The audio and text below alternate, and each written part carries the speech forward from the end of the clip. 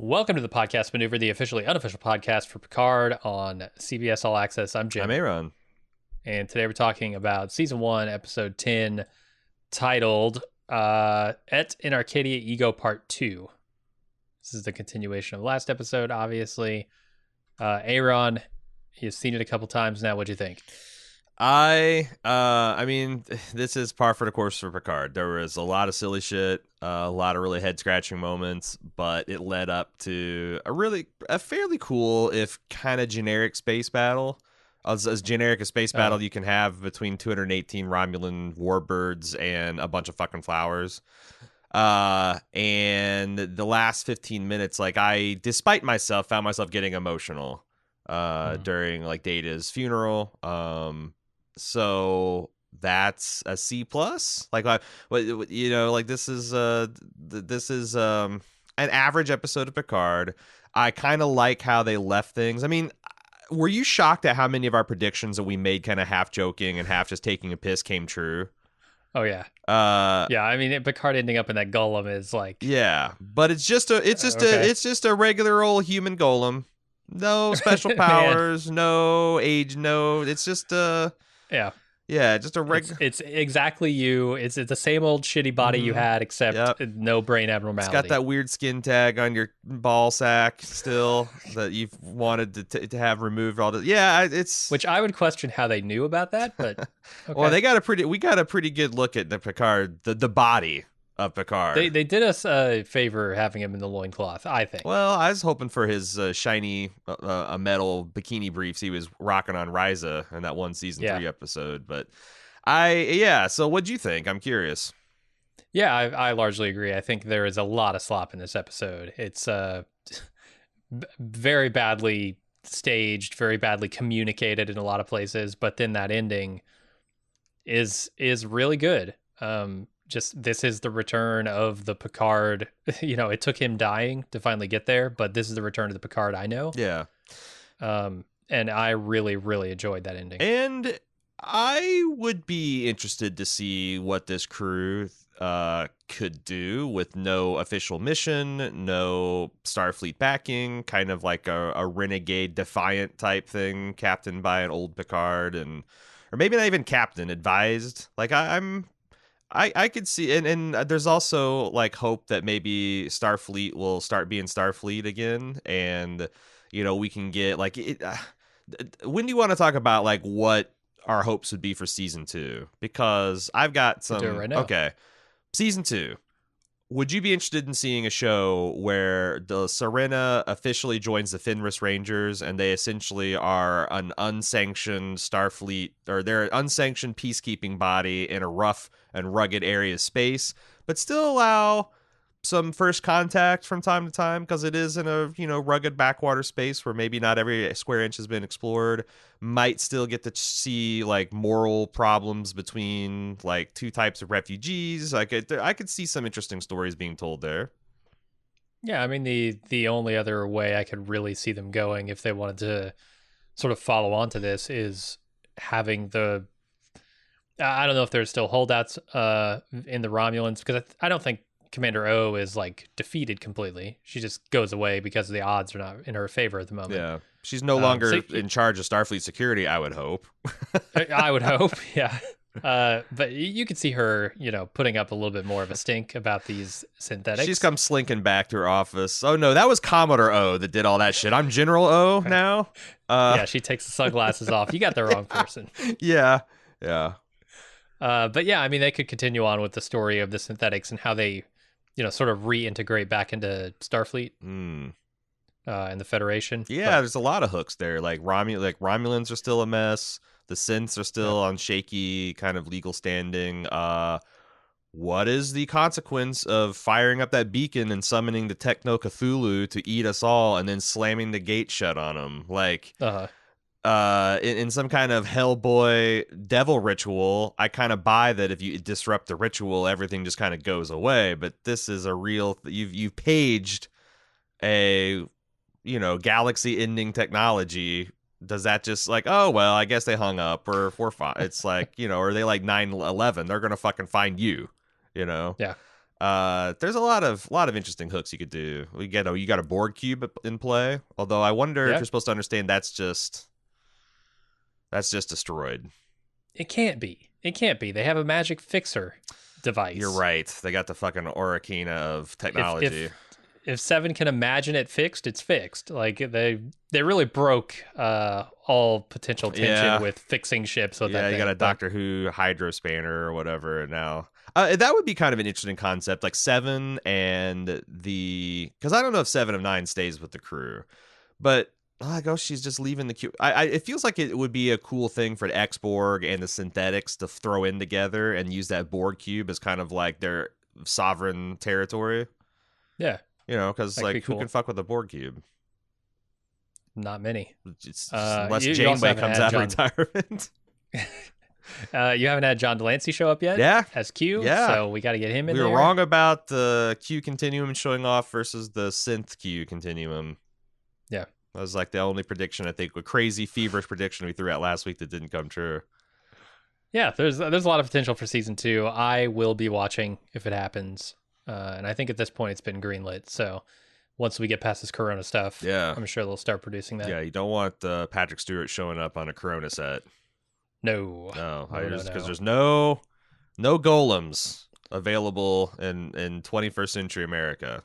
You're lucky to There are get a not. respirator right about now. So Okay, let's get into the recap. We start off with Narek sneaking his way onto the Borg cube, where Seven and Elnor are discussing what she has to live for as an XB with no home, and he finds Rizzo still inexplicably aboard the cube, and they go to her hidey hole.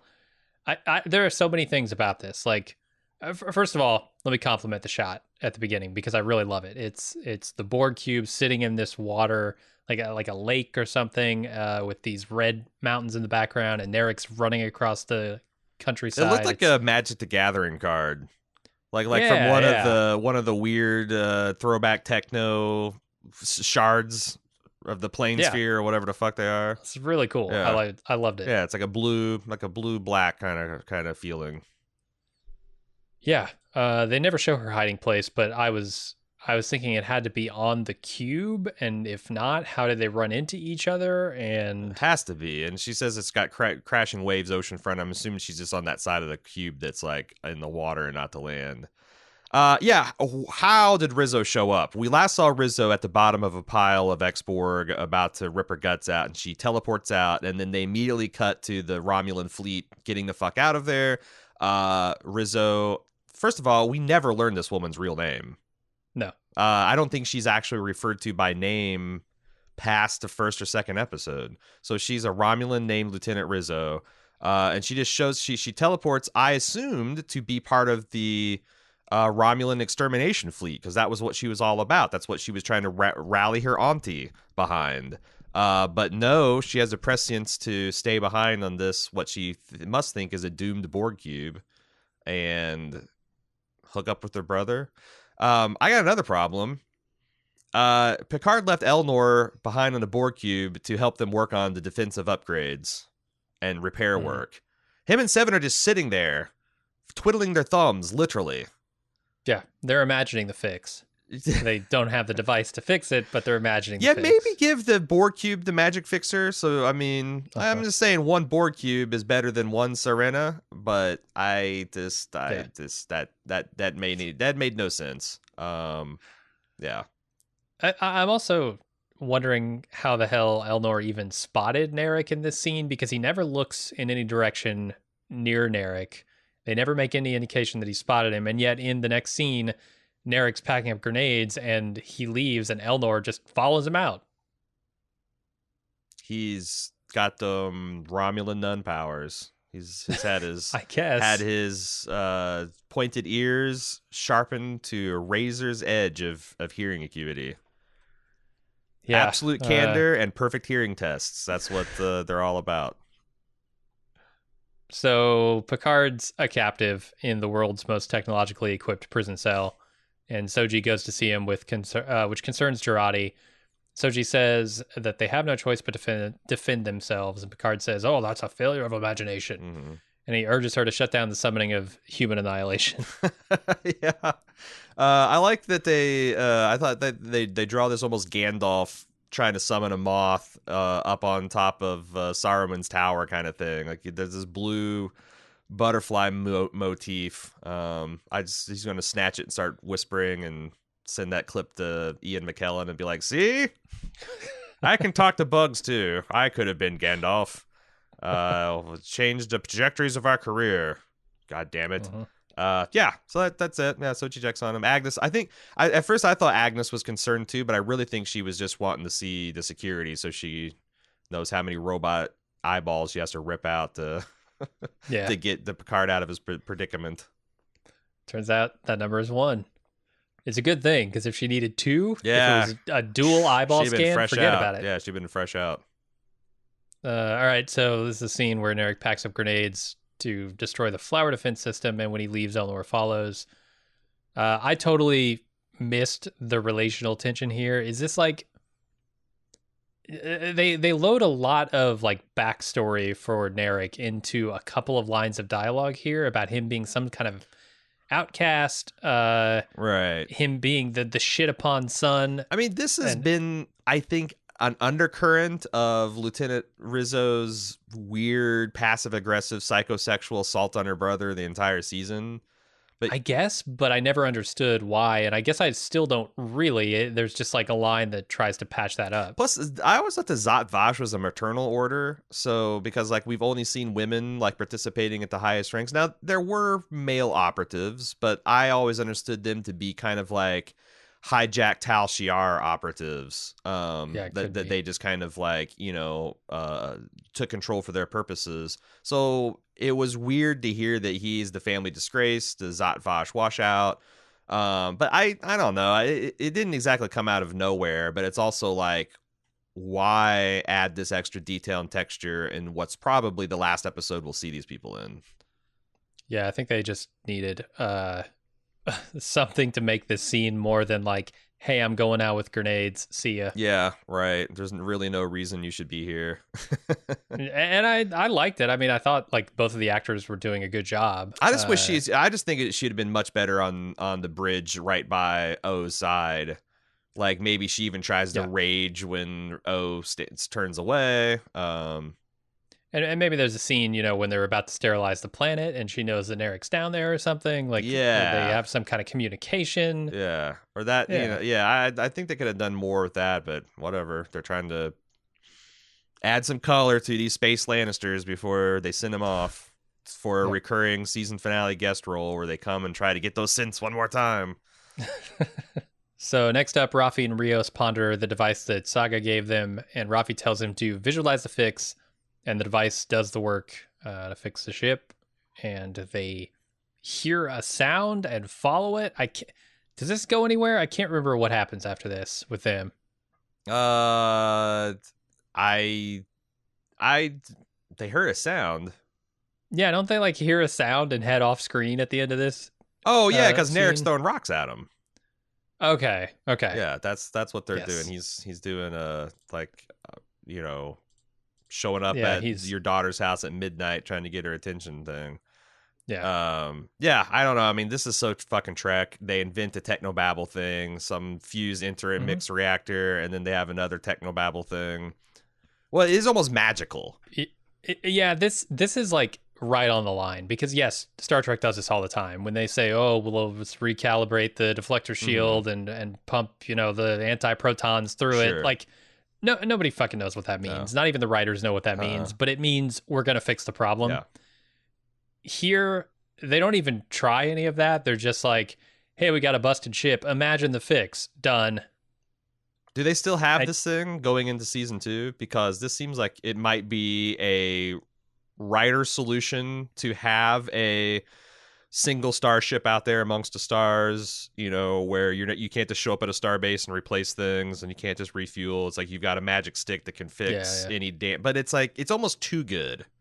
It's almost like it's like better than a super. Like you literally just wave it around at something and imagine it being better, and it is. And I started thinking like, Right. well, why wouldn't this work on a human being? like a biological machinery. Like Maybe it would. what is well, I mean they didn't even try it when they didn't try to like grab it and think Picard's brain not broke. Like I you know what I mean? Like what are the limits of this thing? It seems like they could get themselves even skilled writers could get themselves into a lot of trouble with this. This is almost like fucking Power Rangers level of what the fuck. Yeah, it's also strange to me. Rios is like, he's really bought into the idea that this thing works before he's even tried it or before he even knows how to use it. He's all excited about like the possibilities of this thing. He's not a very good skeptic. Yeah, is all I'll say. Yeah, even what's surprising for someone that's got no soul and imagination. I think they'd be natural skeptics. Right. So then Soong thanks Jurati for her sacrifice as she tries to get consciousness downloaded into a synthetic body. And he calls her the mother of synths, which she takes personally. Yeah, why is she back on the like synths are going to destroy us all bandwagon? Like, why is she so resistant to the idea that they're not? She's not. I didn't get this emotional beat. This is Jurati turning yet another corner in her character, and I don't know. Right, and every single corner is a hairpin. It's ridiculous. Yeah. Like this is a very, very poorly written character. Yeah, her character arc is essentially a pentagram of just extreme acute angles and looping back on itself. Yep. And then Narek picks a fight with Rio and Rafi and offers him to help stop the organic annihilation. And they invite him into La Serena, and Narek pitches him on destroying the antenna or the beacon. Picard isn't responding. Elnor sneaks up and almost kills Narek before he's calmed by the others. Did you do some interleaving of these scenes, or is that actually just happened? That's how it goes. Okay, because my notes have a slightly different order. Did you already get to the heist planning that they went back to the? No. Okay, all right. No. Well, I have nothing to say about that. Okay. Like Narek shows up, he's got molecular dissolving grenades. You either let him in to talk or he dissolves your ship, and you. All right, fair enough. Yeah. Kind of gives away the whole fact that the Romulans were behind the molecular dissolution of Maddox's. Well, they've been molecularly dissolving a lot of things this season, like those poison tooth. Yeah. Now it seems like that was a lot of molecular dissolvent. Yeah, some scary shit. Yeah, I don't want to be molecularly dissolved. No, not at all. Sounds bad. I don't want to be broken into my component atoms. Seems painful. Then Jurati says she needs to have some files decrypted, and Soong leaves her alone with Saga to go ahead and do so. And Jurati steals Saga's eye. Yeah, I don't understand a bit of what the strategy, because like Soon's coming in and it's like he's trying to make a tribute out of Saga's eye brain or something in her brain. I wonder if he's alluding to the fact that he's trying to download her consciousness into this simulation that they've got running that has data in there and all this other stuff. Yeah, I think so. So that he can be with his children. But it was weird, and I don't know. She used a distraction to pull out one of Saga's eyes, which was pretty fucking metal. Mm-hmm. Yeah, I have no problems with these scenes. Okay. Elnor is suspicious of Narek. Narek tells a story about the Ganmadan, the end of everything, and he says he believes that the story is history and is repeating now. It's pretty horrifying story. I like the drum made of children's skins that she plays so hard that what happens? I don't know. Her mind gets blown. Everyone's dicks fall off. I guess my only problem is this is like happening 15 minutes before the resolution. I guess maybe we could use some of this mythology spelled out more explicitly when they were dealing with some of the crazy Romulans, and it would have given things more stakes. But it's like I didn't see the utility of because I felt like the La Serena crew already was well versed on this mythology just by talking to Soji and Picard after they got back from the Riker planet. Like it felt a little redundant. Yeah, we didn't know about the skin of the drum of skins. That we didn't know about. Right. I like that. Right. Big fan of children's skin drums. History always repeats itself, is what Narek claims. Uh, that's both potentially true and also very sad, Hmm. because we are in some ways doomed Hmm. by that. If you really believe that like we have zero ability to improve ourselves beyond what has come before us, then that's pretty fucked. And I don't think Picard would view it that way. I think Narek is kind of a disillusioned, damaged person, and Hmm. so he sees sort of the negative in most things. Maybe Romulans, since the destruction of the homeworld, has really, did a number on their public education system, and they're not teaching history properly. Because certainly you're doomed to repeat it if you don't learn and understand history, and Right. we're and repeating a lot of the seemingly us being doomed to repeat a lot of the early 20th century mistakes in the 21st century just goes to show that education's important. And some people, there's types of people that can learn from others' mistakes, and some people have to make the mistakes themselves. And a Yeah. distressingly large percentage of the population seems like they're of that latter mold. And yeah, so I And what you really want is the people who can learn from those mistakes in charge of leading the rest of the population. yeah, yeah, Yeah. And Picard seems like the type of guy who would learn from past mistakes. yeah. He learned plenty from Shakespeare. All right. So then there's this quick shot of Commander O still heading toward them with the fleet. I think her name is Nadar. The subtitles said Nadar in them. It's weird because now they're calling her General, even though last Uh-huh. episode they called her Commodore. So Oh, Riker doesn't know what to call her. yeah, General or O or Commander, Yeah. Commodore. Commandant. Yeah, Uh, yeah, I think her name is Nadar, but they never say that in the series, I don't think. It's just in the closed captions. Then Narek lays out a plan to destroy the transmitter by sneaking a drone into the synthetic camp inside a soccer ball, and they execute. yeah. I mean, this is exactly like they did with that. What was that Pleasure Planet? The gambling world? Risa? No, the Oh, Free Cloud? Free Cloud. This is exact. They did the same technique where they do that like mini Ocean's 11. Talk about the plan as the plan is unfolding, and every time you hit a hiccup, go back to them explaining the plan. And I don't know, sneaking in the molecular solvent into the soccer ball I thought was interesting. When the Mm-hmm. synth said, "You play ball," I was like, "Oh, please, I want to see the synths kick this ball around and watch like Rios flop sweat Yeah. about like, him and Narek both biting their fingernails." Hope the But pin doesn't come but out. they didn't do it. They didn't do it. Like that's like Yeah. so like why even have the android like acknowledge like, "Oh, you play ball?" Like, and then Uh, not do anything with it. Eh. I don't know. That would have been fun, but also pretty slapstick, pretty ridiculous. I Oh, like liked it. this show's not is above it. Right. Like this show's above it. Come on.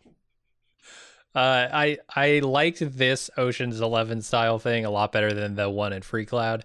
Really? I didn't feel like it broke up the moment, It wasn't as because there wasn't long. a moment they were going for. Yeah, Right? It was just like, we want to show you that they're planning this and they're doing it. Yeah, it wasn't as long. I feel the opposite though. I felt like using this identical technique twice in like a 9 or 10 episode run felt a Mhm. little, I don't know, distracting to me, but whatever. Maybe it can be the show's signature.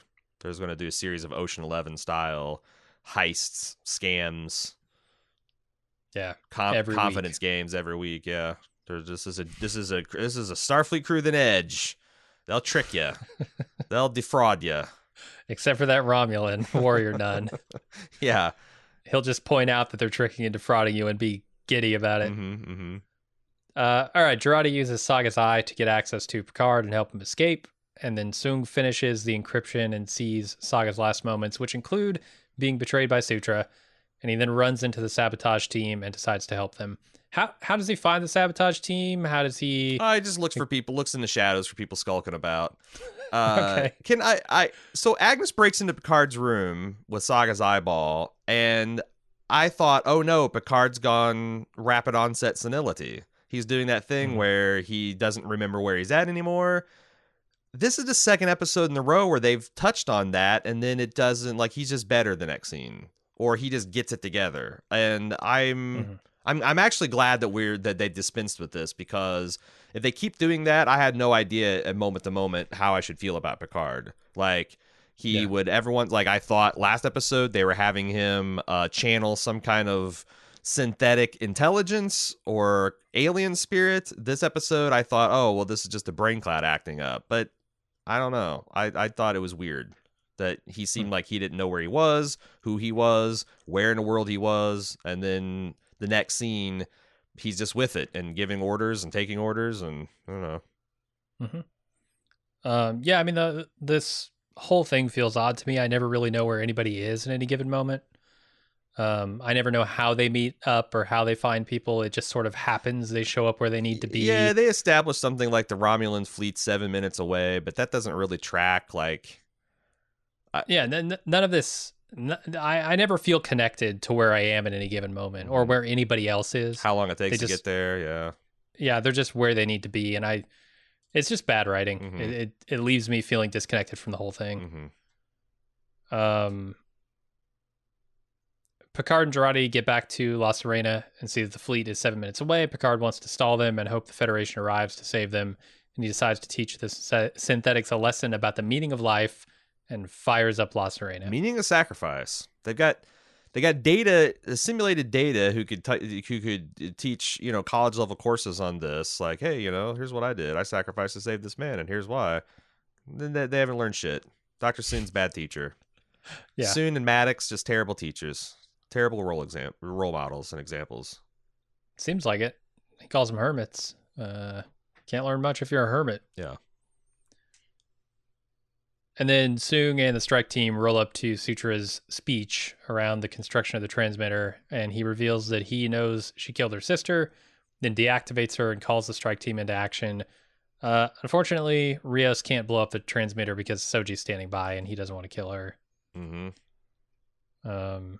I was really thinking when everybody springs into action, there is no fucking way I'm gonna believe that a Romulan warrior nun and a outcast Tal Shiar operative can take on an army of synths. Mm-hmm.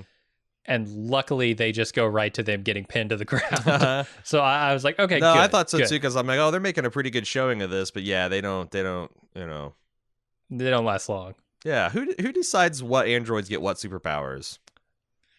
Data, apparently. Data, he's the one that decides. Yeah. Saga, she's gonna get the crazy eyes, and Sutra, she's gonna get the maniacal scheming personality, and or are they all super strong? They all like Data. I assume they're all super Why strong. would Dr. Soon not make himself a body with special superpowers? I think he was. Like, that's the thing. I think he Picard was took his making golem. this golem Yeah. with superpowers that androids would have or synthetics would have.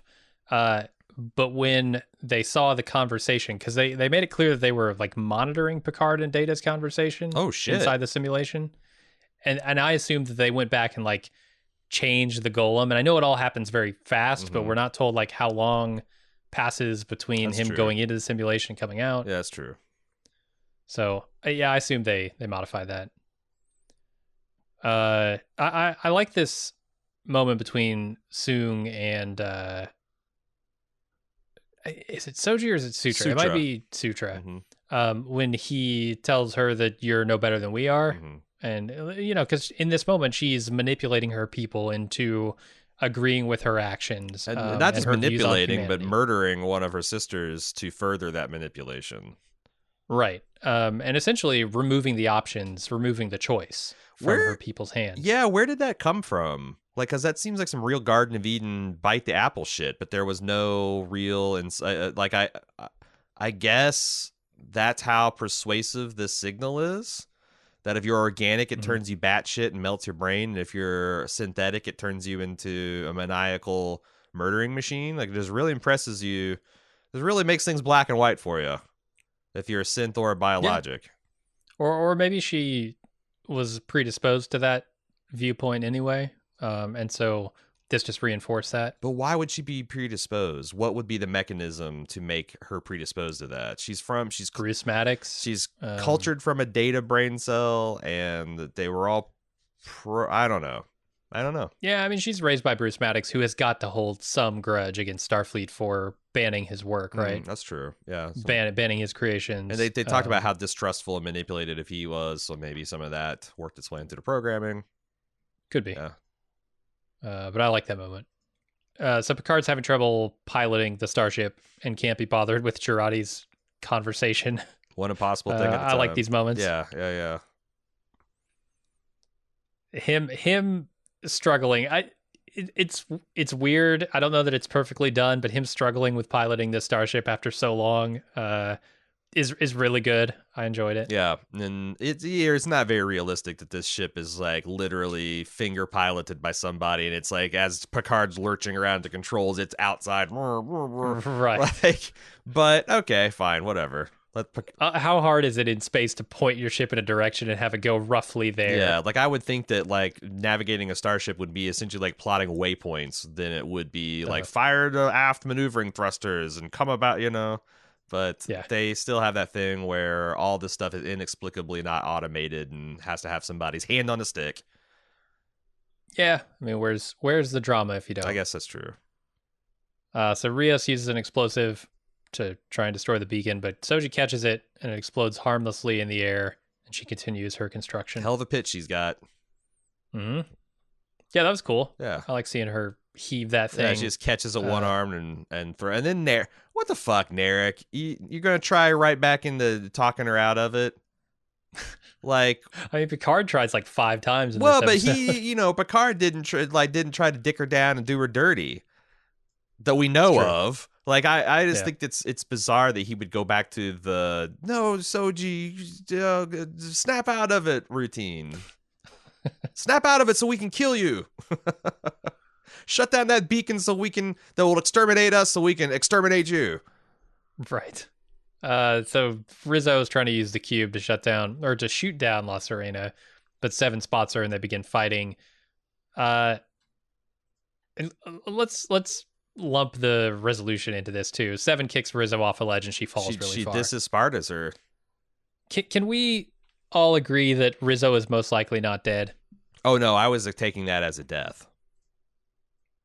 Why though? She's able to teleport away at a moment's notice. Maybe, I guess. I just want both of these twins to die, to be wrapped up. I feel you, but I get a feeling we have not seen the last of Rizzo. I do like the moment where they say "drop your weapon" over the edge, which is a little bit of foreshadowing. And also, I don't know why, but when she calls Seven a half meat, that's like. The slur there just sounds really wrong to me. It sounds like a vicious thing to call someone. It does, except for like, is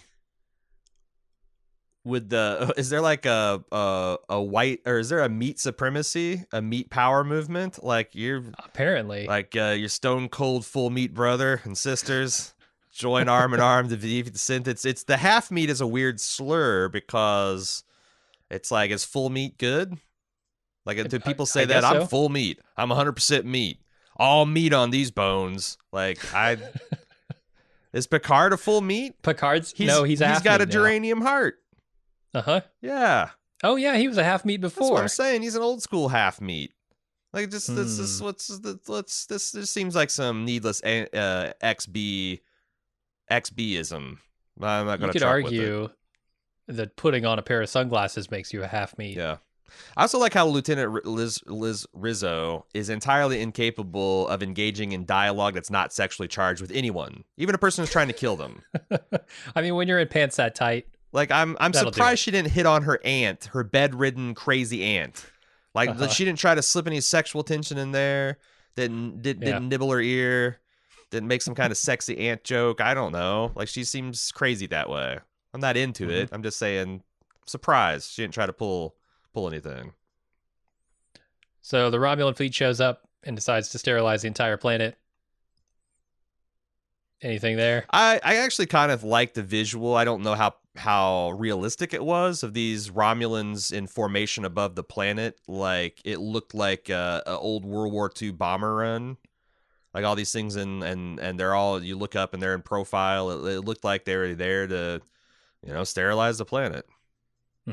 And she's called a general now. I don't understand. She got upgraded from Commodore to general. General's not even a fucking naval term. What the fuck?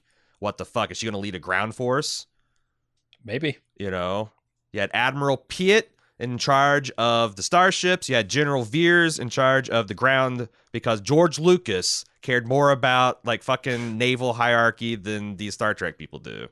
And he barely cared.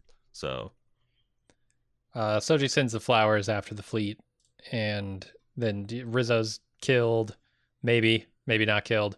Then the flowers are getting shot to shit, and Girardi's worried that they won't help much. And she remembers the Picard maneuver. Hey, got the name of the podcast in what might be the worst callback of all time. Like, this is so poorly done. Like, she has to explain what the Picard maneuver is for the people who are watching who don't know what the Picard maneuver is. Yeah.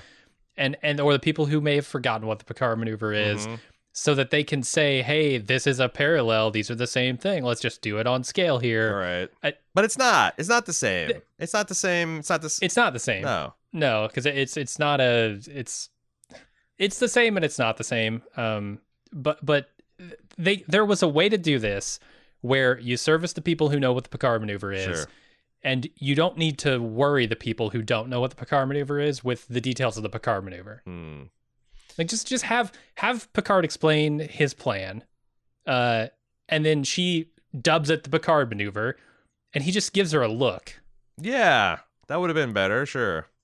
Because you could pass it off as like, oh, this grumpy old man doesn't want a maneuver named after him if you don't know what the Picard maneuver is. And if you do, it's like... Yeah, it's an Easter egg.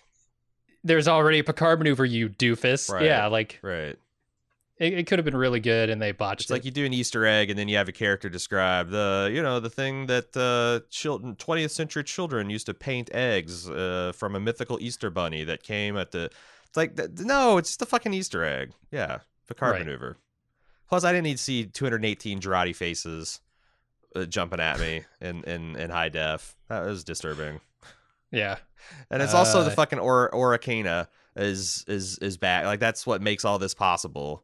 Like, shit, the La Sirena is instantly the most technologically most powerful and sophisticated because they talk about the synths being generations ahead of us technologically. So, like, anytime they need to defeat a new alien threat, they'll just plug that thing in and say, imagine our phasers are 10 times more powerful, ba-boom. Right. Yeah, they really broke any tension you'd have over what the ship can do or how to fix the ship. Yeah. So Picard and Girardi fly right in front of the Romulan fleet as they're about to sterilize the planet, and they duplicate themselves hundreds of times. The Romulans begin firing at the new ships, and Soji finishes the transmitter and activates it.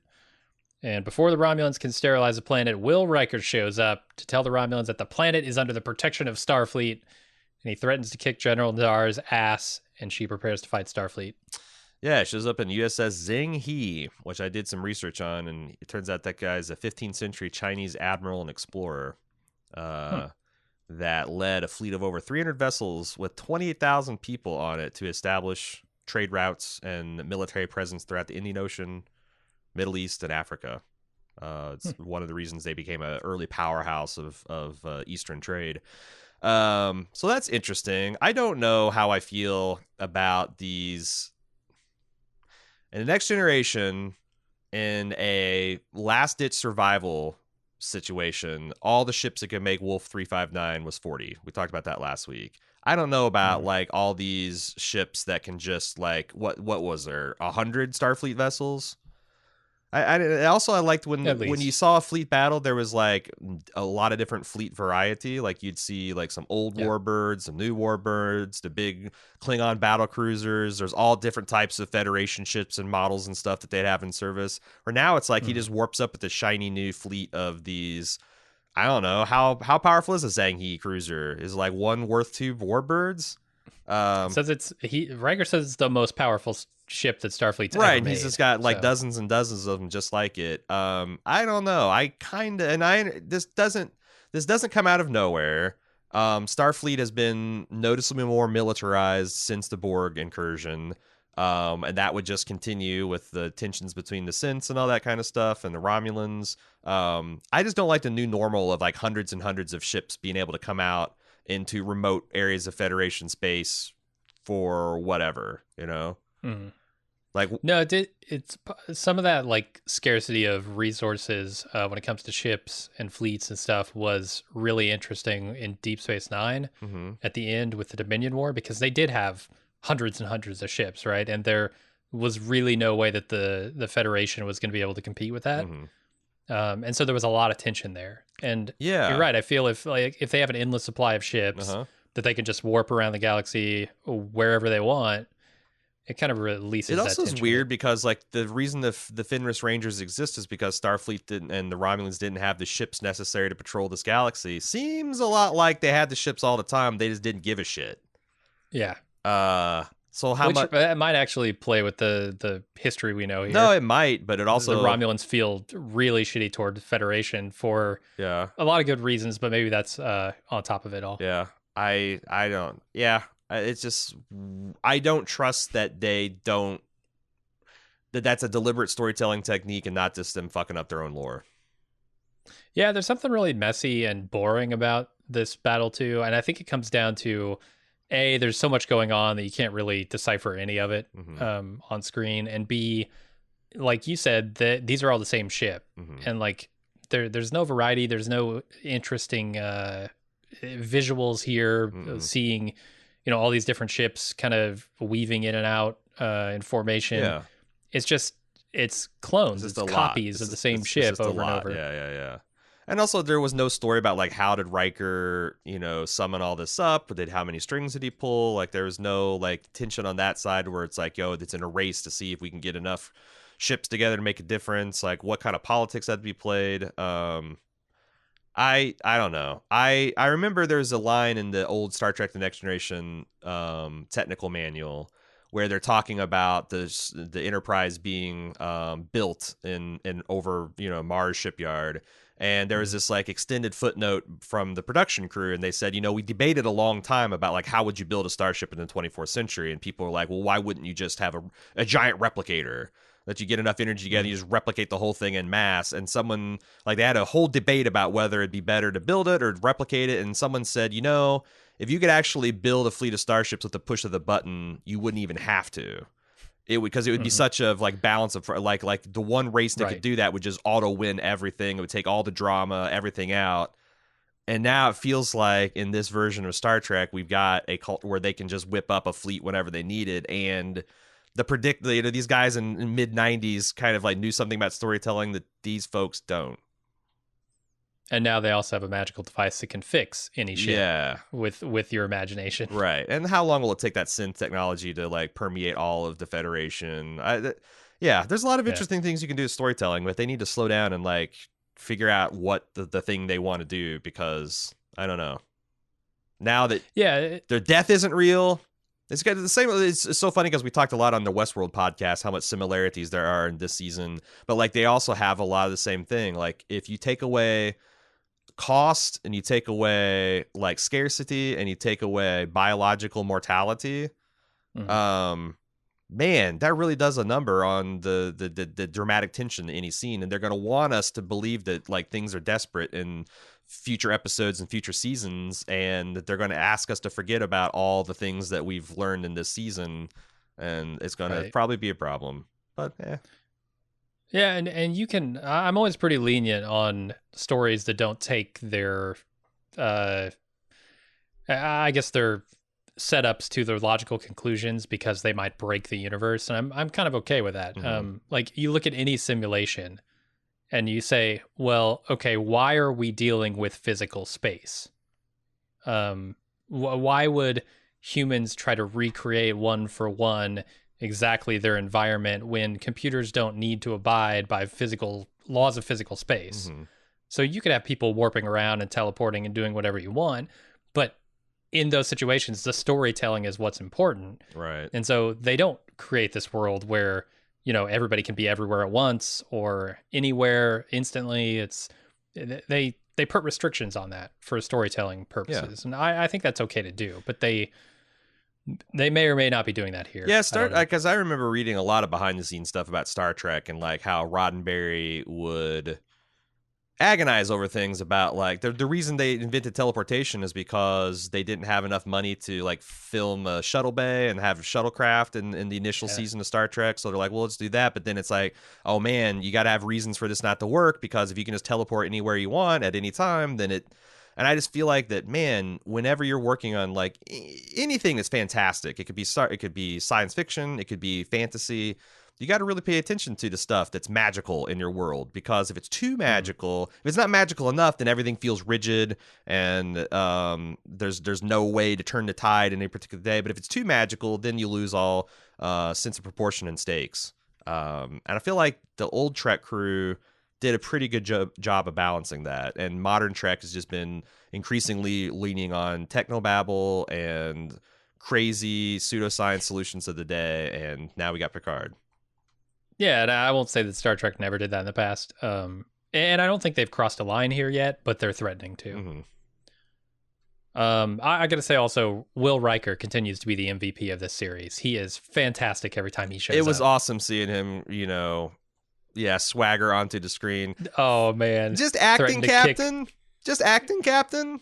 Uh-huh. Why's he got to be acting? Why's he got to tell O that? She ain't shit. She ain't a Commodore. She ain't a general. She's probably not even O. I mean, he's like acting admiral in this situation, He's gotta be. right? Yeah, he's leading this massive battle fleet. It's just funny to me that like in no canonical Star Trek has Will Riker ever actually been any higher than, like, he's never made it past acting captain. I know they tell me that he captained some ship for several years until his kid got brain cloud and advanced brain cloud and had to retire, but I didn't see it. And now he comes back. He's just acting captain. I don't think he ever got it. I don't even he got that fourth pip. This is an acting fourth pip. He got here. It's not a real fourth pip. When you're an acting captain, do you get to wear the pips? He had 4 of them on. Did he? Okay, I didn't look. They're just plastic. They're not the full metal. I was gonna say, do they give you training like 3 pips. full and 1 half? Like, yeah, they're training pips, or one of them is still like they're pips. 3 gold and 1 silver full, just to let them know it's acting captain. Yeah, something. Anyway, Picard's brain cloud acts up at the exact wrong time to get them out of danger, and he asks to be drugged up so he can be coherent enough to speak with Soji, and he begs her to power down the beacon with a powerful speech about trust. Mm-hmm. I actually really like this speech, and I like him, leading by example here. That's when Picard's at his best. This is all really good Picard stuff. Why do they give everyone a reaction shot? Like, I understand like Riker being like smugly satisfied that his old boss has still got it, but like they cut several times to O, kind of like thoughtfully pondering, and I'm like, man, she saw the vision. She's a cult. She's in a religious cult. This isn't. So was Girardi an episode ago? Well, I mean, I guess, yeah. She got the half Vulcan mind meld version of it, but yeah, which is not to nullify your point. I'm simply saying this is inconsistent storytelling here. Yeah. Like, I don't believe, and I also, why would the Romulans? I guess it's because she shut down the tentacle. I don't know, because I'm thinking like, why would the Romulans stand down? Like, these are all religious fanatics. They would gladly die. Like, why don't they just like fucking try to slam on, like, just everybody target the planet. The Federations can't stop us all at once. The synths have conveniently focused all of their inhabitants on one small part of the planet. Like, they could absolutely do this, and there's nothing the Federation fleet could do to stop them. It's weird to me that these fanatical Romulans would just be like, well, I guess they shut down the beacon that they could build at any time again, and the destroyer has the Death Gate technology. We'll just go home because the Federation's got a lot of these powerful ships. I mean, it seems like that's what it comes down to. Yeah. They don't want to get their asses kicked by Will Riker. Yeah. I don't blame him. Or O has frankly. a change of heart, which I don't buy it either, but yeah. No. Soji does power down the reactor, the beacon, just before Synthulu comes through the portal it's opening. The Romulans stand down and leave Federation space, and Picard thanks Riker for having his back as Starfleet leaves. Picard's failing brain gives out just to see, and he flashes back to his Soji dreams, and Girardi says there's no point in trying to save him. He's an old man with bad brains. And then Soji says, no, we're going to beam him to Town Square where he can say goodbye to a couple of people and then die. Mm-hmm. Yeah, he's got brain. That all happens. He's got advanced brain cloud. It's terminal now. Ask Will Riker how that goes. Mm-hmm. I like Riker's like his dealing with it's like, hey, we'll escort you out. She's like, that won't be necessary. He's like, oh, it's no trouble at all. I thought that was pretty good. Yeah, What's he supposed to do? Sit in the woods and make pizza and let Picard have all the fun? Some good lines. I like it. I like him bidding Riker adieu, Mm. adieu, or however you say it. Yeah, every once in a while he remembers that he's nominally French. Yep. I think it's when he hears his own last name Yeah, said to him. yeah, yeah. He, Oh, I am a Picard, yeah, aren't I'm gonna I? drop this British thing for a bit and be French for a minute. And then Seven and Rios drink synthetic booze and talk about what they promised themselves they'd never do again and how they both broke those promises. I don't know that they needed to spell out that Rios promised he'd never get attached to a captain again, Yeah, but they did it. yeah. Because I was actually wondering what Seven, like I was a little curious about what Seven was talking about. Yeah. Um, Did she do this in Voyager? Did she kill someone who deserved I it mean, and felt like, you're that was worth it? But you're baiting the Voyager fans into saying, yes, she did. She did on 3 separate occasions, and it was an important part of her character. and you need to go watch 110 hours of a show to go Yeah, see that. yeah. How about you just write it and tell me yes or no? Yeah, I mean, it's 'Cause, definitely like, I'm curious, but it's definitely something she did in this season. I mean, this is a rejection of whatever philosophy led her to gun down that crime lord. But yeah, that's fair. yeah, I agree. They could have handled they could have handled Riosis a little better. It's not a big deal. I still liked it, but Yeah, and I will say that's one I was reading Alan Sepinwall's review was while we were preparing to record, and one thing he pointed out is the thing that I think the show did do, sometimes sloppily, sometimes not consistently, but there's enough rough edges that they've established on these characters that there's a lot of stories you can tell. Like yeah. like I feel like I've got a pretty good handle on Rios, I got a pretty good handle on Rafi. None of it really makes sense, but like if you just accept it as like, okay, well this is a person who's got a child who she estranged because she was pursuing this conspiracy theory that turned out right, and she's also got a drug and alcohol addiction, and then Rios is haunted over the like, and Girardi did like there's a lot of there is complicated characters as Picard at this point, and they've done it in 10 episodes worth versus I don't know how many hundreds of things I've seen Picard in and books I've read. So that's pretty strong. It's pretty good. Yeah. I mean, I'm not complaining about this scene. I think it was mostly good. But sometimes the less said, the better. What do you think he meant when, because there's this big tearful scene where he's saying goodbye to Elnor and Raffi, and he tells Raffi that you were right and then dies. What was she right about? The snake leaf? Yeah. He was hitting the horgle in that scene. You're right. This is primo shit. I don't know. Yeah. I mean, I think I think that's what she wanted from him, like an honest, genuine like moment where he admits like you were right about the Romulan thing the entire time. But there might be some other subtext. That's it. That's it. I'm not No, catching. that's actually it, because her whole plot line is she had been, alienated from all facets of society, her down to her family, because of this conspiracy theory, this tilting at windmills, and she was right. And she got like a half moment of this on the ship. When they, I forget the exact context of that scene, but there was a moment where Picard says, "You're right," but not in so many words, and doesn't like let it linger like she wants. She clearly wants to be fucking right about everything. Get an "I told you so" in, which is fair. The guy did. Yeah, like when in this episode when she's like, "Oh, Rios, tell me I'm right, huh?" Yeah. Okay, now say it again, and he's like, "Piss off." Yeah. I mean, she's been in the wilderness for 14 years for no damn good reason. Yeah, she wants left to feel that twist in the snake leaf bong, and she's mad at the world. I understand.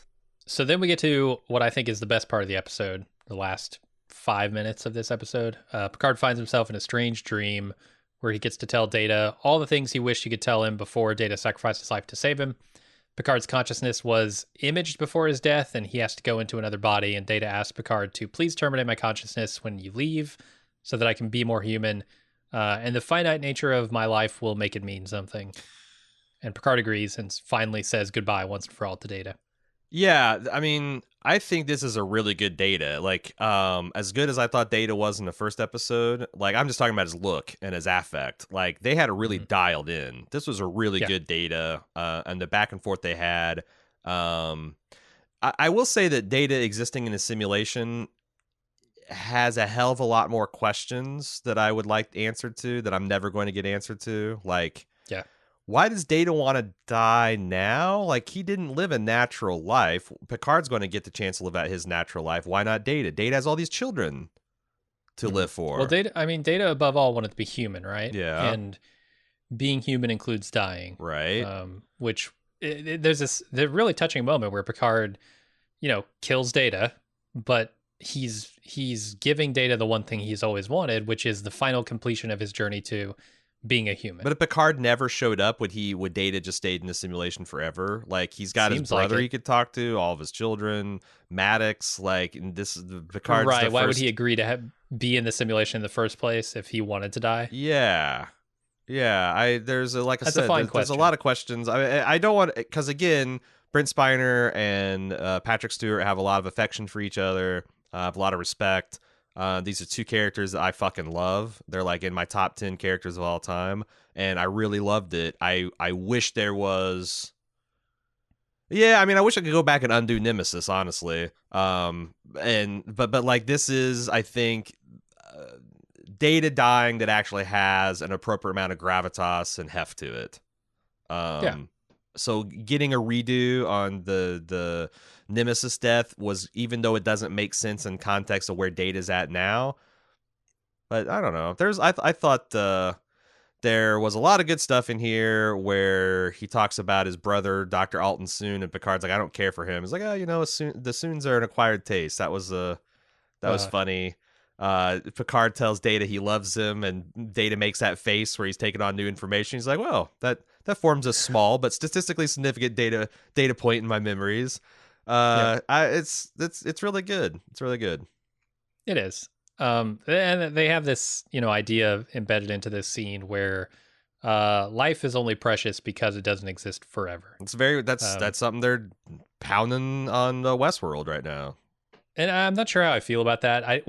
The trouble here is we don't have a counterpoint. We don't have a counter example to sort of point to and say, hey, but it can also be precious even if it's not finite. I don't know if I We believe don't it. have that experiment, Yeah. and we don't really have that ability to do the experiment. Yeah. So, I don't know. Like, I'm pretty open to like altered carbon, Picard, Westworld arguments that, like, if you take away the scarcity of human life, or its mhm. fragility, that, like, what the concept of the sanctity of human life or the preciousness of human life, that goes out the window. If people don't die, they're just like paused. Well, they got Mhm. their cortical stack needs to be put in some other sleeve or whatever. That is of you've gone through a doorway. I don't know what human civilization looks like after that, but like a lot of our fucking human experience is defined by impermanence, and it's been explored through many fantasy and science fiction films. Lord of the Rings was all about the tension between the elves and the men have the gift of men, which is to die, who they see as a bitter gift, and like it causes all kind of troubles. I don't know what human society looks like if um either the entire population or small pockets of it just don't have to die anymore.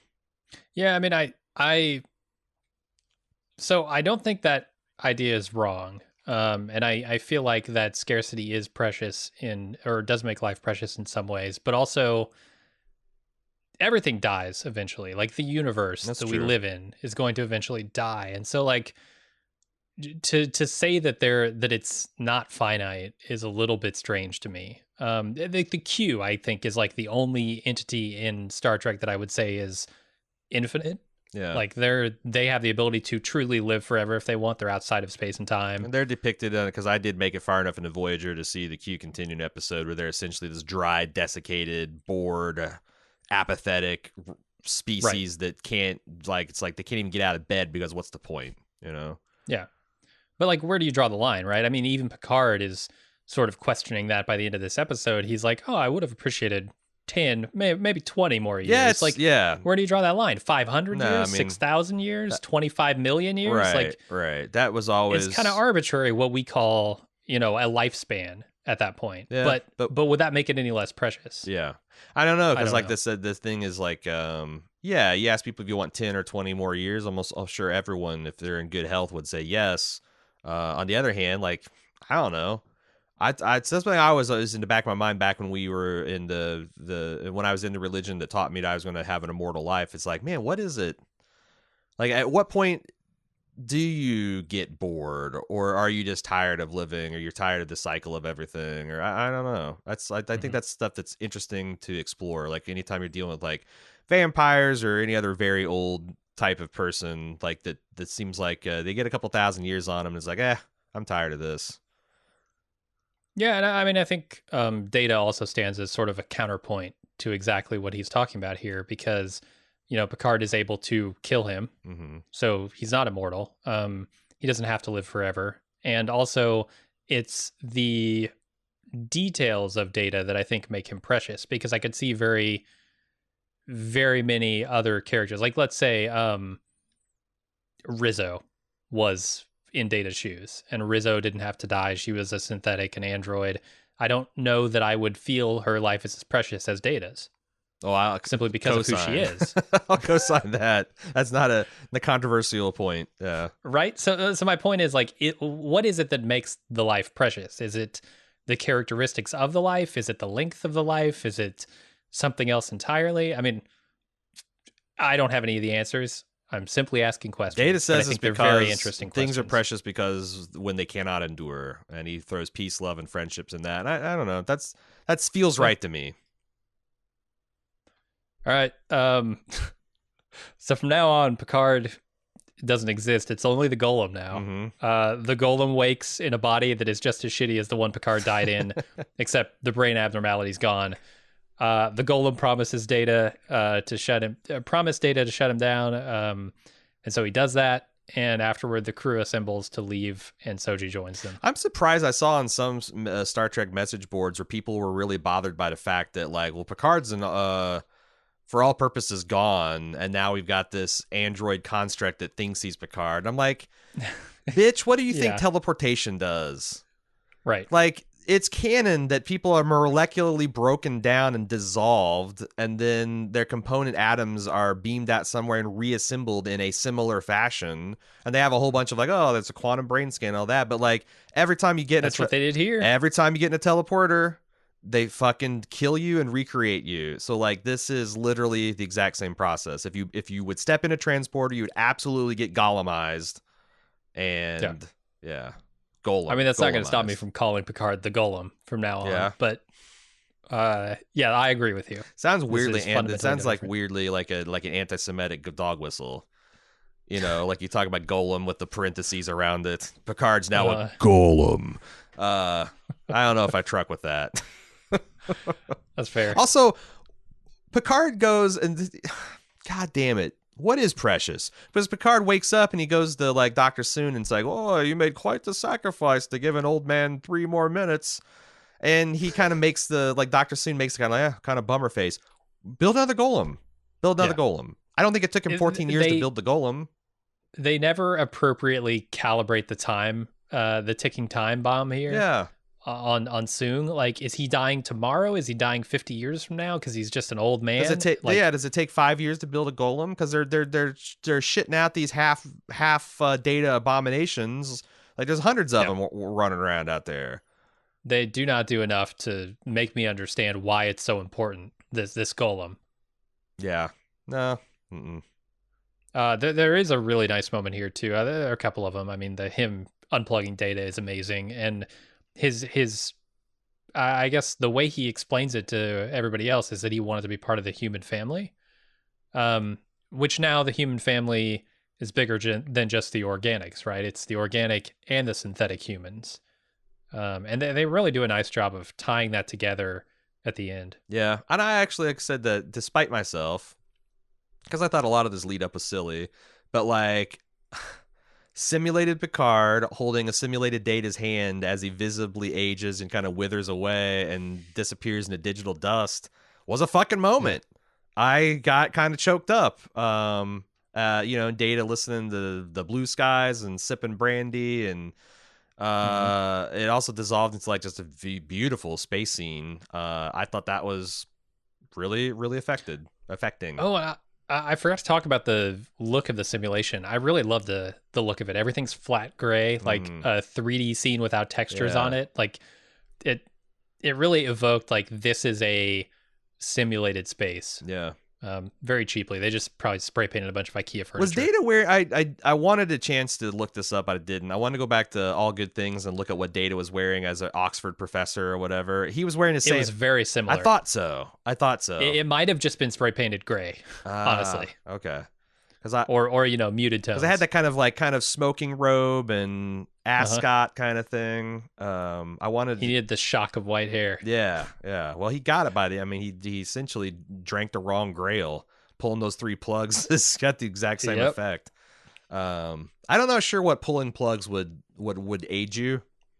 Like, is one of those red plugs the keeping Data young in the simulation plug? It doesn't make any sense, but I'm not gonna scrutinize it too hard. Yeah, yeah. It's like the 3. It reminded me of the like lethal execution or lethal injections, where it's like a 3-part thing. Like, this is the one that stops Data. This is the one that paralyzes Data. This is the one that stops his heart, and this is the one that keeps him from breathing. And they hit him with all of them at once.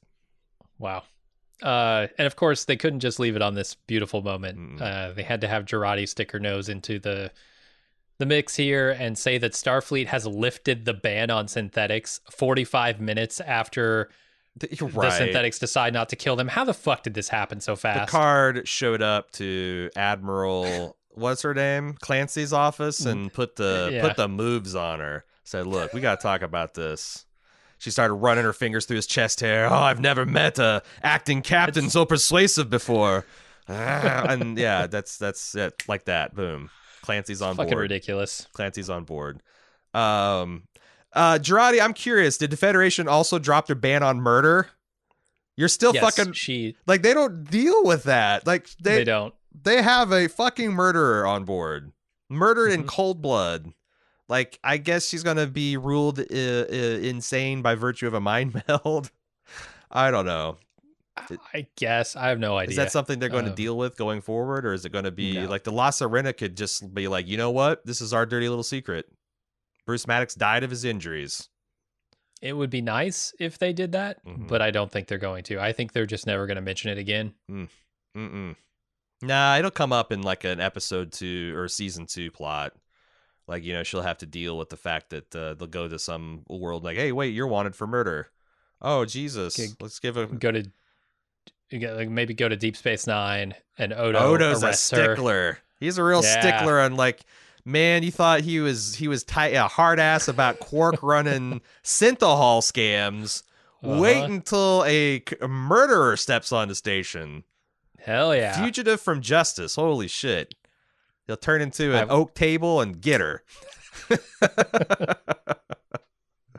He'll turn into a sexy Romulan. Didn't Odo? I thought Odo merged with the ocean. I thought he merged with his people at the end of Deep Space Nine.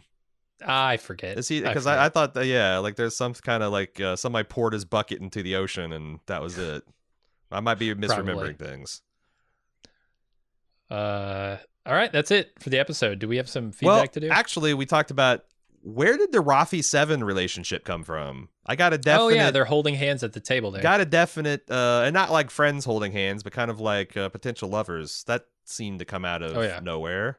Yeah. If you're going to... I think they're setting something up for season 2, I assume. Yeah, I thought that was... Well, but, you know, do you need to foreshadow to people falling in love? Like, you can just show the relationship forming. Yeah, and Girardi and Rios. I was like, everyone's coupling up, man. Oh, well, wait until Elnor gets in the mix. It might be a threesome. That's true, because he misses hot mama figure. But yeah, I don't know. They're free to travel the universe. We talked about what the show. Did you have any speculation on what this what kind of shape the show will be in next year? No, but I am glad to see that Picard / the Golem is still there. And they didn't do some like Soji becomes Picard or the ship is named Picard or something like that. They're actually going to have Patrick Stewart.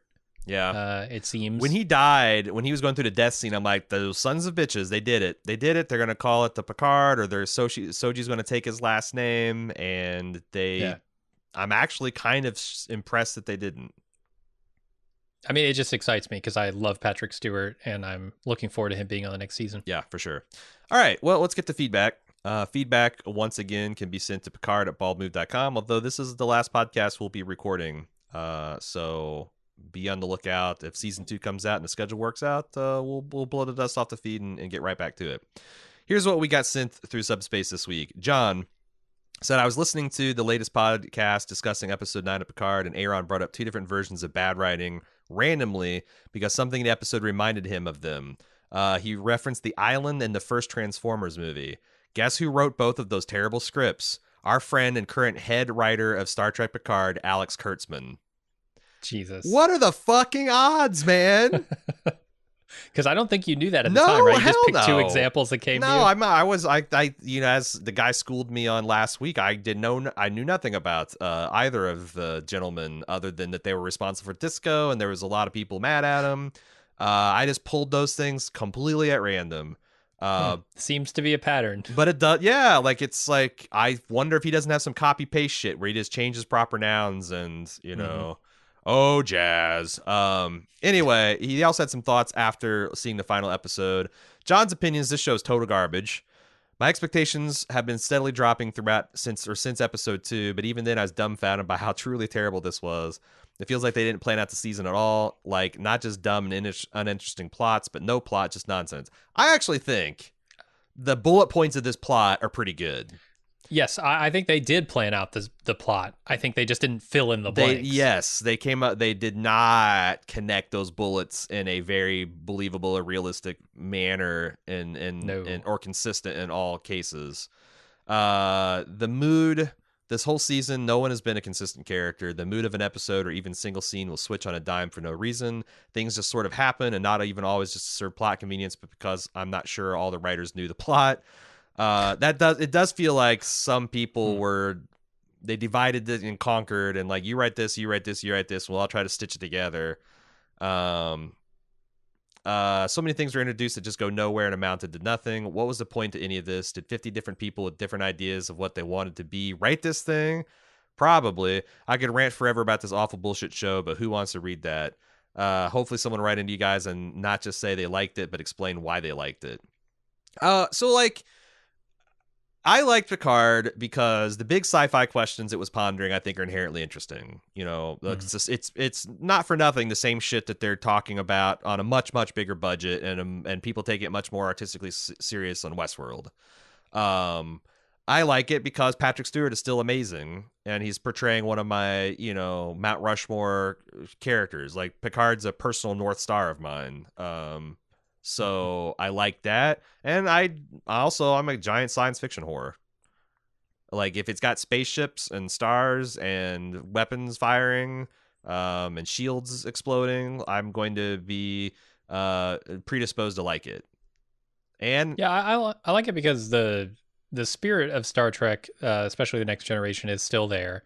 I can see the edges of it, even if it doesn't always come into full focus. Yeah. But yeah, those things excite me about the show. I thought the design was really cool, like updating the Borg stuff to make it less Erector set, and like continuing to flesh out that technology. I liked what they did with Hugh, even though I thought probably could have kept him around as a recurring character. The stuff with Seven and the Borg was really interesting, threatened to be really interesting. Like, I wish when she had unplugged that there was like a little bit of a haunted quality to her.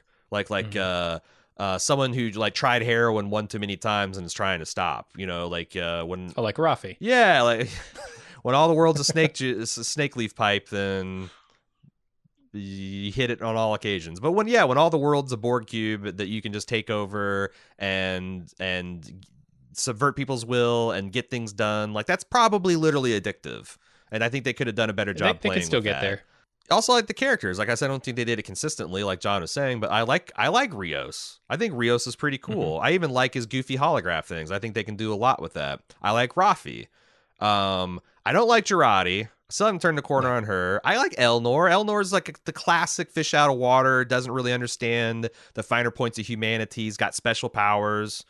Seven is a delight. Like, adding her to the crew, I got no complaints with that. Yeah, Jerry Ryan's fantastic. Yeah. I mean, they didn't have a problem creating characters that I liked. They had a problem using those characters in ways that I liked. Found believable, yeah.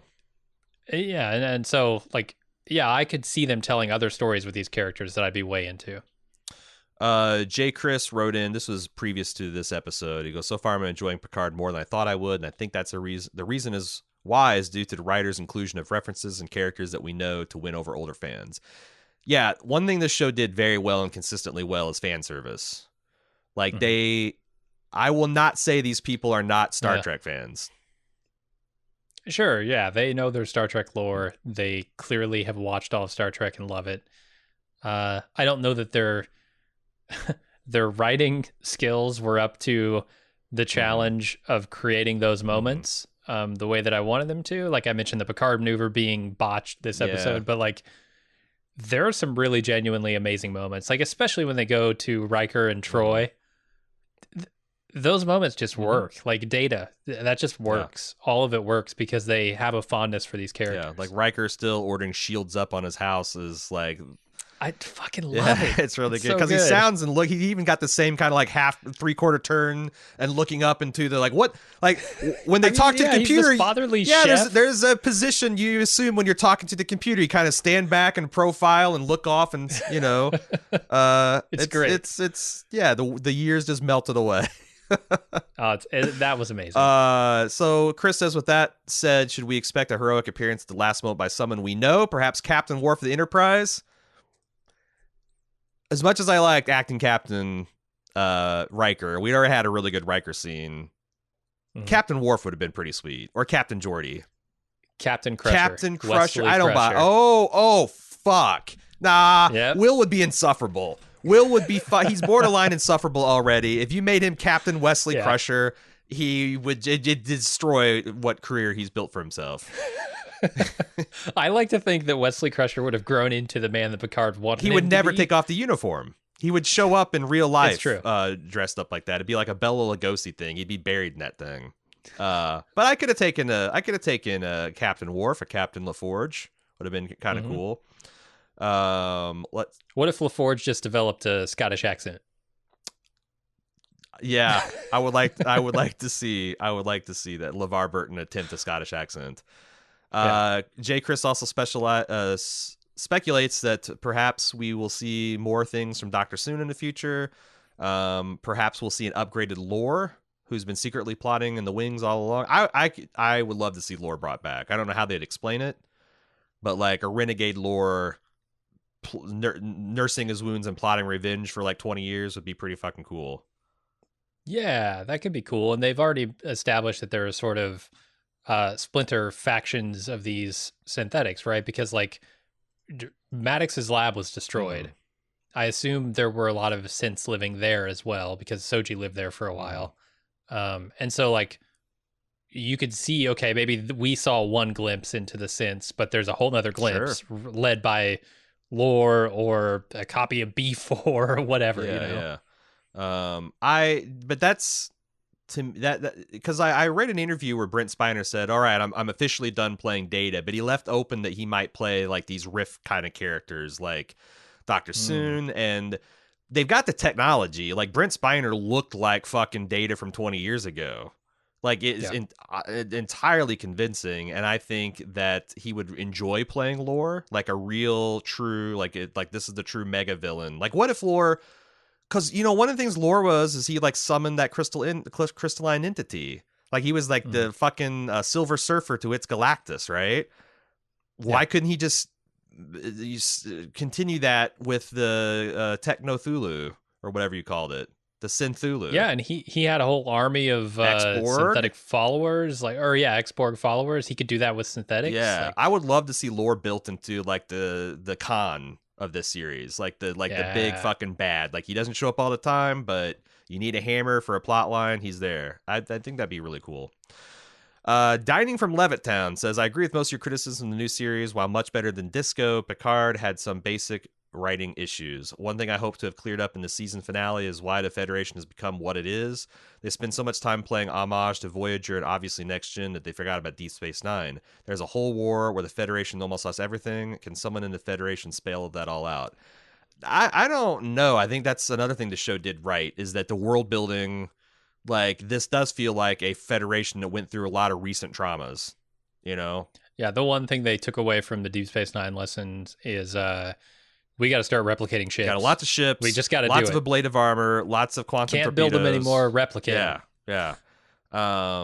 So I think that to me, this kind of darker, more suspicious, more militant Federation and Starfleet feels like a natural outgrowth of all of the war and destruction that they've seen in the galaxy. In fact, I really hope this is the turning point that we can go back. I've said this since episode 1. I hope this is a turning point where the Federation can refine itself and align for a next generation of kind of like positive. It can have a little bit of shades of gray if they're off doing Fenris Rangers type stuff, but I want to see some first contacts. I want to see some goofy alien civilizations. I want to see some naked morality plays that say something about, the human condition in the last 5 or 10 years. I could totally get down for that.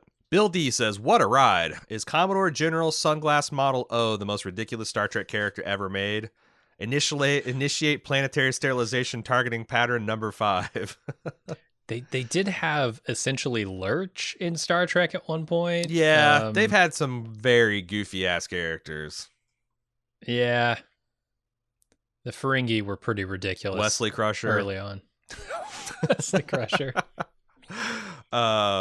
But yeah, the sunglasses, I think we've also learned we don't need to see sunglasses in Star Trek. The future's so bright, but we don't need the shades. Misses for me were starship porn. We got to see how awesome the Romulan ships look, but all the Federation ships, including Riker's Lona ship, were from far away and without scale. They looked like they had those Sovereign class lines that I love from Enterprise E, but we really deserved a hero ship sweeping shot, and we never got it. Yeah, it's not like I'm thinking of like in First Contact where the Enterprise E glides in front of the Reliant right before it gets blown up, and you get to see it. Yeah, and they're begging for it because you got this little Millennium Falcon class ship, like seeing the Zhang He kind of like swoop in a like a mother hen role would have been kind of cool.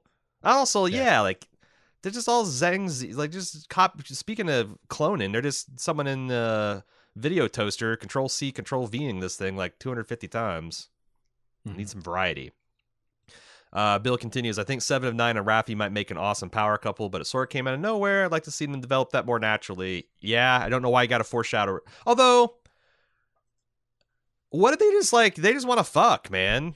Like, they have the physical connection, and hey, there's only so many bunks on this ship. Let's share it, and it doesn't have to be any more than that. Maybe one of them catches feel like it's not unheard of for 2 attractive people to just start fucking right away. Girardi and Rios did that in this season. Yeah, so. It didn't come from nowhere. It's just like, hey, you're hot, and let's do this. I got snake leaf. You got Borg implants. Let's see how that stuff mixes. Wackadoo fleet sizes. Still seems unlikely that the Romulan fleet would match the size of the Federation fleet given the Romulan supposedly weakened position post-supernova. None of that shit makes sense. Like, are the Romulans some broken diaspora of people across a bunch of backwater impoverished planets? Or are they a sophisticated 25th century race that can field hundreds of starships at literally a moment's notice? Yeah. They're both. They're Schrodinger's Romulan fleet. The way that space battles are shown were messy and hard to follow, sometimes following 1 or 2 hero ships' advantages to storytelling and that the perspectives can lend the viewer insight into a larger battle. I do agree with that. Some of this stuff, and Disco had this problem in spades, there's so much moving shit and the camera's twirling so much that I kind of missed the old TNG where like a Warbird and the Enterprise would like fucking square off, and they would just have like a limited battle, or maybe another bird of prey would show up, or but I don't know. I really like the space flowers. The kinetic energy of Picard trying to like pilot through all that shit was pretty high drama, I thought. Bill says, yeah, interrupt him anytime you want. Bill says, on tactics, having so many Romulan ships in what might have been a checkerboard pattern, I was hoping for some spatial Roman Legion type wave attack cycling, sort of like the unsullied ordered retreats in Game of Thrones, but instead of with coordinated cycling attacks forward for optimal use of overwhelming force against imagination machine ghost ships. But you got to recalibrate your hopes and dreams here, man. Yeah. Instead, we got a lot of messy, partially flower obstructed mess of pew pew pew and dominatrix O yelling at the view screen. Yeah, when I saw them in that like big phalanx, I was thinking like, did you ever play that Homeland game or Homeworld Uh-huh. game where you could like Yeah. order into sphere formation or wall formation or diamond? Like, yeah, I want to see Yeah. big fleet battles. That'd be kind of cool. I don't think they should have doubled down on Data's death. Bill continues. I don't know why they didn't just resurrect a Data bot instead of giving him or leaving him in the Moriarty style cube thing to eventually be unplugged. Seemed like he'd want to gather more life experiences and age out naturally like Picard will. You know, meet his daughter, feed Spot 2.0, learn to smoke some snake leaf and listen to snake jazz. I I agree. Yeah.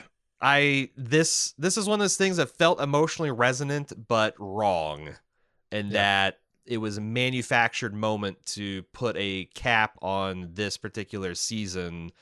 And I don't know. I don't know. I'm with you. It did nothing about the practicality of anything Yeah. or the logistics of anything felt right in the show. Plus, like, if Data lives, then you almost have to include him on the show. You can't have Mhm. Picard be like, "Oh, Data, I love you. I love you so much. This is the culmination of my life. I got to tell you how much I love you and I miss you." And then Data's like, "Well, guess what? Gollum 2.0, Golem 2.0. I'm going to be in it." And Picard's like, "Oh, well, you know, I say that to a lot of people, and then I abandon them. You'll see me in 14 years when there's another." It would feel weird. And Brent Spiner doesn't want to do it. Like, there's that. Like, he doesn't want to get in the Yeah. makeup, and he doesn't want to do all the CG and to have the golf balls glued on his face. Like, he might do it for 1 or 2 episodes for lore, but he's not going to do it all season long. So I don't know. The things that hit for me was they managed to not tie it directly into the Discovery control plot line at all. Bravo for that. I don't. Does Discovery take place in the same contemporaneous time? I Man, why did I think it took place I thought it was a before? prequel too, but like a just barely before Next Generation prequel, maybe, or just after. I didn't think it took place in the same I thought it timeline as was well. between like Enterprise and original series for some reason, You but that might can't be be right. well, no, because it was you're right because it had Captain Pike. That's exactly it. It's like right at the dawn of the old series, like just prior to like Kirk taking over in the old series. Yeah, that. So tying any of that stuff in would be strange. Yeah, like the next generation. Like obviously the plot is not raging in the next generation, so it'd have to be resolved. Yeah. If Data's going to be gone for real dead, I thought Data send off here sort of fixed the Data funeral and B4 tonal problems of Nemesis for me anyway. I agree. It felt like a nice redo of that. I'm Yeah. also down for Picard season 2.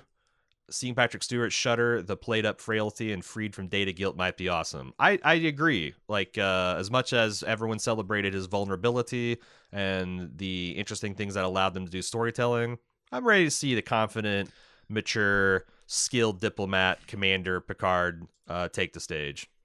Yeah. That'd be awesome. And that's it. That's all the feedback we have. We've cleared through our subspace transmissions. We've consumed all the available simulations. We are now waiting for Picard season 2.0. And again, if you missed our discussion in previous weeks, we feel pretty confident that we'd like to come back to the world of Picard, but it does, it does entirely depend on the schedule. If there's several larger shows or we're in the middle of a big project, sometimes those things fall by the wayside. But we do appreciate the response. Seems like people really resonated with our takes on Picard, and I enjoyed doing them. I've really, Yeah, I had a ton of fun covering this show. yeah, I will say this too. I have so much affection for this franchise that laughing at this show felt entirely different from like laughing at The Walking Dead. Where like, laughing at this show feels like when your friend makes an ass of himself, but you still love him. Whereas Right. Walking Dead is kind of like you're like American Idol style. Like, look at this fucking deluded person and how stupid they are. They can't Mhm. sing. Don't they have anyone that loves them that tells them they can't sing? It's a little bit more cruel, less positive, less good natured. But I liked it. I've really thoroughly enjoyed doing this podcast, and I'm glad because this was also a complete snap decision we made. Yeah. Very early on in the year, and I'm glad we did it. Glad we did. It's been most. Yeah, I mean, you look at TNG, there's plenty of stuff to laugh at. Oh yeah, I just did a rewatch of most of it, and yeah, I was laughing through half of that. But the writing was solid, the writing was always consistent. Yeah, there were some silly episodes and stuff, but like you said, you can laugh at it in a good natured way. Mm-hmm. And I think Picard has mostly succeeded. And I think that's like Picard still retains that quality where the Next Yeah. Generation never took itself too seriously, but when every once in a while it did take itself seriously, it had the acting chops and the history of the character that where you could do that. You could like in a Yeah. moment be like, oh my God, this is moving. I'm tearing up. And then the next thing, the next episode, Data's tap dancing with Crusher on the holodeck.